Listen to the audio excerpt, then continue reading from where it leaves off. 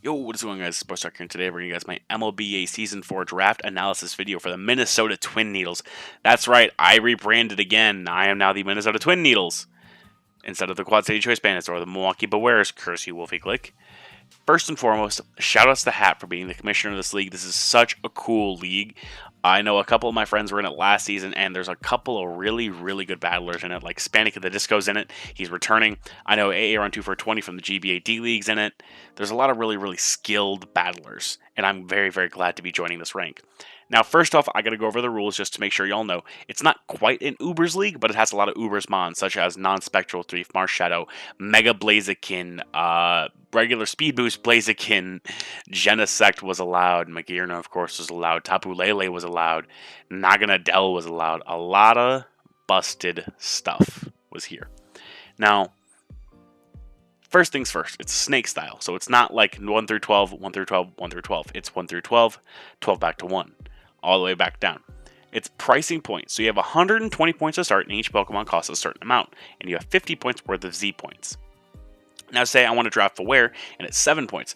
I can take 7 off my 120, and if I want to make it a Z user, I can take 7 off my 50. I hope that makes sense.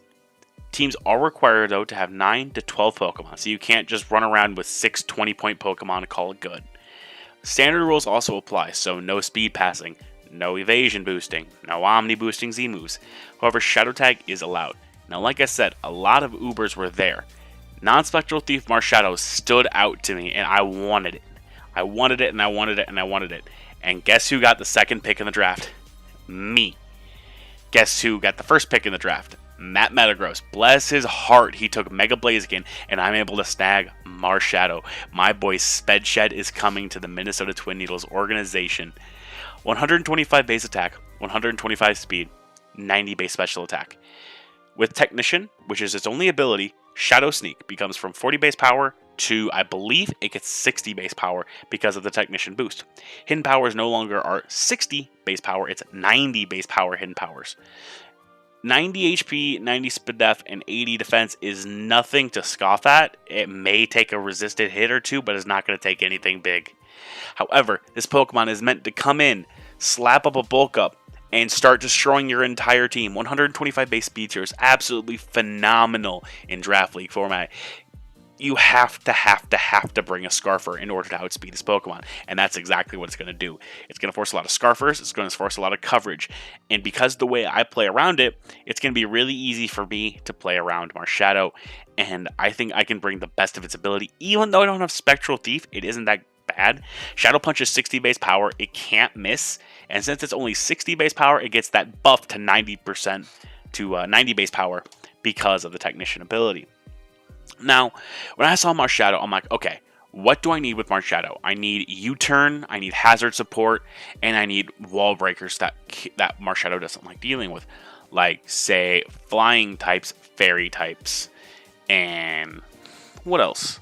Oh, yeah, the all-ever persistent psychic type. So, I decided to get a U-turner, a bulky Pokemon, and a good friend back in with Tornadus Therian, Boozeregar. Tornadus Therian is a Pokemon that I had in UTL Season 4, I believe is when I had it. I also had it in the PPL Season 1 when I was in a different league than actual PPL. Tornadus Therian, Big Burb. I love it. 121 base speed is another great Pokemon. So it can outspeed a lot of Pokemon just like Marshadow. However, do you want to outspeed Tornadus Therian and still get outsped by Marshadow? Or do you want to put that extra butt in and outspeed Marshadow, but you lose out on the bulk? Now, Tornadus Therian is a great Pokemon. It has access to Defog, it has access to Heat Wave, Superpower, U-turn is the biggest thing that I'm looking for. With an Assault Vest, this thing tanks more hits than you would ever think. 100 base attack and 110 base special attack is absolutely phenomenal, granting it the ability to hit either way and depending on which week I'm bringing it. Now, another Pokemon that would also pair well with Tornadus Therian is something that can take out stuff like, oh, I don't know, rock types would be really, really nice. So something that can take out rocks, something that can take out maybe, oh, I don't know, maybe fairy types would be really nice. And one Pokemon came to mind right away. Ball is returning. Ball, the king, returns. Nidoking. I love this Pokemon. It's so much fun to use. Ground and Poison is so hard to switch into, along with its stupid good coverage in Ice Beam, Fire, Water, Electric. The list goes on. It is just absolutely nuts. 85 base special attack. Oh, look, big dandy. You slap this thing with a Life Orb. Oh, you're taking 10%. It's League. That's not a good idea. Boy, I have sheer force. You ain't gonna beat me. Nobody is gonna beat Ball. This man's a Nidoking after all. Anyway, sheer force, Life Orb, Ice Beam. Something's getting chipped. I can't freeze you. I don't need the hacks anyway. I'm gonna beat you. That's one of my favorite abilities is sheer force because it eliminates all hacks, and that is bueno. 102 attack is actually really, really good. It does have a decent physical move pool, which I have ran before. Don't doubt it. Be prepared for it. It will come once this season. I guarantee it. An 85 base speed is great for a Scarfer. So if I want to bluff Life Orb, I can always bring Scarf Nidoking. I can bring Specs Nidoking, which I have done before. I can bring Branded Nidoking, which I have done before. And it's a great Pokemon that has such versatility. 4 Moveslot Syndrome is kind of a thing with this mon. However, if I can get the right set, I will put in the work. Now, I have Marshadow, I have Tornadus Therian, and I have Nidoking. It's time to think, okay, I need to start drafting some bulk. So, things that threaten all these Pokemon are very, very, very good water types. Like Nidoking, yeah, you have Thunderbolt, but like bulky waters are a problem for me. Psychic type is a decent issue, however, Tornadus Therian's good enough to where it can bop it with like bug moves, dark moves, and Marshadow's Stab Ghost still hits it super effectively. So Psychic's not too big of an issue as long as I can keep Marshadow around in some of my later picks. But first and foremost, I wanted to create a Regenerator Core. So I already had Tornadus Therian, which you turn, and now I have a Moongus. $5 Hala is coming your way. 114 base HP, 80 base def, and 70 base defense. I don't need to be that bulky if I have that good of HP with Regenerator. It's so nice. I can come in, I can take a hit, I can swap out into Tornadus or any other regen Pokemon that I might happen to have. 85 base attack and 85 base special attack means I'm not going to be hitting super hard, but it's not like I'm wimping out to everything. So Amoonguss is also really nice because it's a grounded poison type, which means if I decide that I'm going up against Toxic Spikes, I have Nidoking and Amoonguss to absorb them just by coming in. Amoonguss is also great because it has Spore, which means I can just set one Pokemon to sleep as long as it ain't a grass type or it doesn't have Insomnia. So it's a very, very solid Pokemon. It helps start a defensive core that can very, very much help me out. Now, next up, we do have Pelipper, the makings to my Fire, Water, Grass. Pelipper is a great Pokemon because it allows me to switch out of ground type moves, which I was starting to see a decent weakness with Nidoking and Amoonguss not wanting to take it. It also grants me a bulky water, another U-turner. Drizzle is nice on this Pokemon, however, it doesn't have to be a rain Pokemon. Never Miss Hurricane is really nice for Tornadus and Pelipper itself, but Scald's also good. Roost, U-turn, Defog, Tailwind, Toxic, whatever I want to use with it. 100 base defense plus 60 HP isn't that great, but it isn't terrible whatsoever. 100 base defense means I'm going to be taking a lot of resistant hits really well, and Roost is going to be getting a lot of HP back. 70 base of a death isn't great, however, I'm not using it more as a special wall, I'm using it more as a defensive wall. It can defog, it can be U-turning into Marshadow, getting me more momentum. It's a very, very good pivot Pokemon to hit something, Toxic something, Scald something, get rid of hazards, or just U-turn into Marshadow, Tornadus Therian, Nidoking, whatever else may want to come in. It's a very, very good pivot in my mind, and mine. Shoutouts to you, Finding Nemo Birds. It's going to be coming to Minnesota to help me out as well. Next up, I do have Hardbody, the Reuniclus, for 14 points. 110 base HP with 125 base special attack. This also helps me create another Regenerator Pokemon. However, it does also have a couple other good abilities. An Overcoat, I believe it has, and Magic Guard. Reuniclus is such a solid Pokemon. I've used this thing a couple of times. It hits so hard for no reason whatsoever. And it's so nice because it has such a good move pool that it allows me to decide what I want to run. It has couple of really interesting moves that I plan to show off this season if the opportunity arises. So I'm not going to give away too much on that, but let's just say Reuniclus's move pool is absolutely disgusting. It also hits like an absolute truck, and that's why I love this Pokemon. I'm so glad to see it returning. Next up, we have Alolan Dugtrio, Stooge.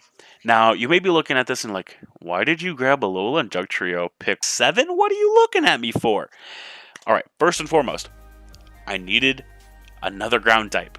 I needed a steel type. And what better can I do with 110 base speed and 100 base attack? It's not that bad. Ground and Steel's good coverage. Ask Excadrill. It has a lot of fun utility moves that regular Dugtrio gets. It just doesn't get Arena Trap. Oh no, what am I going to do? I'm going to hit something stupid hard is what I'm going to do. It's very, very fun Pokemon because a lot of people are going to under-prep for it, and all of a sudden they have an Iron Head, Earthquake, Rock Slide Pokemon coming at them with 110 base speed, 100 base attack, and they're staring it down in the face. They're like, oh, well, my switch into this is the X button? Question mark? But yeah, Alolan Dugtrio. I cannot wait to see this thing put in the finest and finest of work. Piece de resistance. Dugtrio Alola. Now, next up, I have Tom Z, the Slurpy Boy Slurpuff. For 6 points, a Sticky Web Setter, a Fairy type. Oh, yes! So now, my Fairy Dragon Steel Core has 2 of its 3 Pokemon sitting. I have one more pick left after this, but Unburden, with the ability to do Sticky Web, Belly Drum. It has a couple sets I can run if I really need to. It also gets a screen, so if I need to set up screens, it's nice. 72 HP speed is not bad whatsoever. It means it's a pretty decent Scarf Mon, so I wanted to Scarf this. I could. It's not going to hit like a truck, but it can. If I run Belly Drum, Super Citrus Berry, whatever it is. So just do be wary of this Pokemon, because it is a good Pokemon, and I don't want it sweeping everyone. Tom Z, put in the work for me this season, boy. Last but certainly not least, Fabio comes home. 106. You see that 165 base special attack, and you're just like, oh my god, what's getting chunked? Electric and Dragon is such a good offensive typing. If it was Steel Dragon and like had Dialga's type defense, I wish it was a Dialga, it would be absolutely nuts. 105 base defense, 110 base depth, and 90 base HP is a good bulky boy. Rest Talk with Volt Switch and Dragon Pulse is such a good set. It was innovated by the Fabio creator himself, Mr. Pokey MMD. 45 base speed means if anyone wants to run Trick Room, I can a lot of the times outslow them because Reuniclus and Mega Ampharos are both slow enough to the point where I can outslow you in your own Trick Room and pull a CJ and proceed to 4R you with a Pokemon you never thought would. I got a choice CJ. So, that wraps up my draft. So let me go into my Z users quick. So, when I thought of Z users, I knew I wanted to have the ability to run Z Crystals, but not be forced to. So that's why I picked up Tornadus Therian for 16, Nidoking for 13, Reuniclus for 14, and Dugtrio Alolan for 4. Now, you're going to say, why are you giving Tornadus Therian, Nidoking, and Reuniclus Z Crystals? They want to hold better items. Yes, they do. They want to run sometimes the Assault Vest, Life Orb, and like Leftovers, or like Super Berry, or Damage Resist Berry in Reuniclus's case, or for Dugtrio's case, like a Choice Band. However, I want the option to be there. This team's about versatility, trying to create options for a lot more Pokemon to put in work than others. Now, Tornadus Therian's great with Z Crystals, and most of us know this. Nidoking can absolutely nuke something with a Z Crystal quick. Reuniclus just hits hella hard, and with a Z Crystal, it's going to bop some. And Alolan Dugtrio, we've seen regular Dugtrio with Z moves. Alolan Dugtrio with Dual Stab, that can be kind of scary with Z Crystals.